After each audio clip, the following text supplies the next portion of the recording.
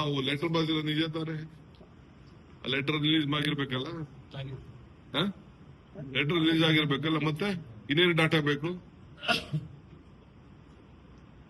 ಅಲ್ಲ, election commission ಯಾವುದೇ data ಬಂದಿಲ್ಲ ಸರ್ ಇಲ್ಲಿ ತನಕ. ಎಲೆಕ್ಷನ್ ಕಮಿಷನರ್ ರಿಲೀಸ್ ಮಾಡಬೇಕು. ನಾವು ನಮ್ ಡೆಪ್ಟಿ ಕಮಿಷನರ್ ಆಗಿದ್ದಂತ ಡೆಪ್ಟಿ ಕಮಿಷನರ್ ಎಲ್ಲಾ ಡಾಕ್ಯುಮೆಂಟ್ ನ ನೀವು ತೆಗೆದು ಇಟ್ಕೊಳ್ಳಿ ಅಂತ ನಾವು ಹೇಳಿದೀವಿ. ನಾವು ಹುಷಾರಾಗಿರಿ ಅಂತೇಳಿ.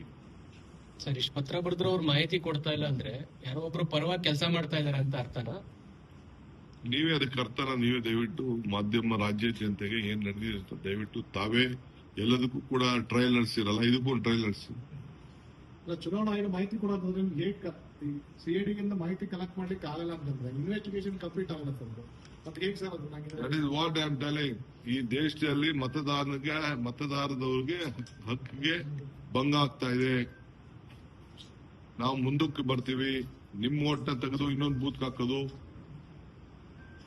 ಇನ್ನೊಂದು ಓಟ್ನ ತೆಗೆದು ಇಲ್ಲ ಹಾಕೋದು. ಒಂದ್ ಮನೇಲಿ 4 ಜನ ಇತ್ತು ಅಂದ್ರೆ 2 ಓಟ್ನ ಒಂದು ಬೂತ್ ಅಲ್ಲಿ ಇಡೋದು, 2 ಓಟ್ನ ಇನ್ನೊಂದು ಬೂತ್ ಹಾಕೋದು, ಇವೆಲ್ಲ ಕೂಡ ನಡೀತಾ ಇದೆ. ಈಗ ಬಿಹಾರ ಮಾದರಿಯಲ್ಲೇ ಸೆಪ್ಟೆಂಬರ್ 25ರ ನಂತರ ಈಗ ಮತದಾರ ಪಟ್ಟಿ ಪರಿಷ್ಕರಣೆ ಕೂಡ ಮುಂದಾಗ್ತಾ ಇದೆ ಕೇಂದ್ರ ಚುನಾವಣಾ ಆಯೋಗ. ರಾಜ್ಯದಲ್ಲೂ ಕೂಡ ಇದನ್ನ ಯಾವ ರೀತಿ ಈಗ ಫಸ್ಟ್ ಈಗ ಏನು ಅವ್ರು ಮಾಡ್ಲಿ, ಈಗ ಏನ್ ಮಾಡ್ಬೇಕು ಅಂತಿದ್ದಾರೆ ಅದನ್ನ ನಾವೇನ್ ಅಬ್ಜೆಕ್ಷನ್ ರೈಸ್ ಮಾಡಿದೀವಿ, ಏನ್ ಇಶ್ಯೂ ಕೇಳಿದೀವಿ, ಏನ್ ಇನ್ಫಾರ್ಮೇಶನ್ ಕೇಳಿದ್ವಿ ಅದು ಕೊಡ್ಲಿ.